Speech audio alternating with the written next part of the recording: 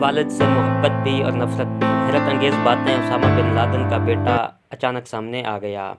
Al Qaeda के साबिक़ सरबराह Usama bin Laden का वो बेटा सामने आ गया जिनको उसामा का वारिस करार दिया गया था। कतर के दौरे के दौरान बरतानवी अखबार ने उसामा के छोटे बेटे 41 साला उमर का इंटरव्यू किया। उमर अब फ्रांस में रहते हैं और एक पेंटर के तौर पर काम करते हैं। मार्च 1981 में उसामा की पहली बीवी के यहाँ सऊदी अरब में इनकी पैदाइश हुई थी।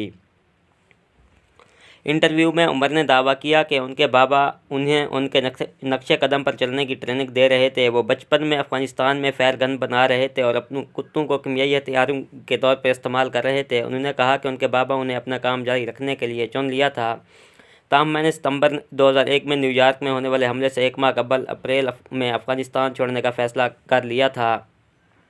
मैंने अलविदा कहा और मेरे बाबा ने अलविदा कहा, मगर वो खुश नहीं थे। मैं भी मजबूर था। अपने बाबा के साथ वाले बुरे वक्तों को भुलाने की मैंने बहुत कोशिश की है।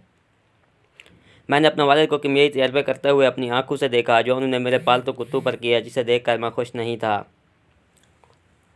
उमर ने मज़ीद कहा, मैं हर वक्त उन लम्हात को भूलने की कोशिश करता हूँ जितना भूल सकता हूँ, मगर यह मुश्किल है।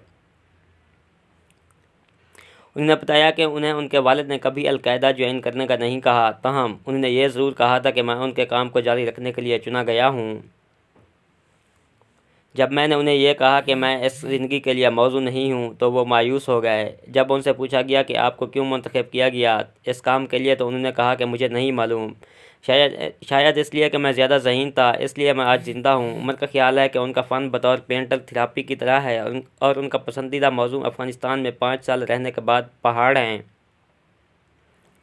मुबैना तौर पर उनके आर्ट वर्क का एक कैनवास 8,500 पाउंड में बिकता है। उमर की 67 साला बीवी ने बताया कि उमर उनकी रूह का साथी है और उनका ख्याल है कि वो बहुत बड़े सदमे, तनाव और घबराहट का शिकार है। उमर एक ही वक्त में उसामा से मोहब्बत और नफ़रत भी करता है। वो उनसे मोहब्बत करता है क्योंकि वो उनके बाप हैं, और वो उनसे नफ़रत उनके अमाल की वजह से करता है।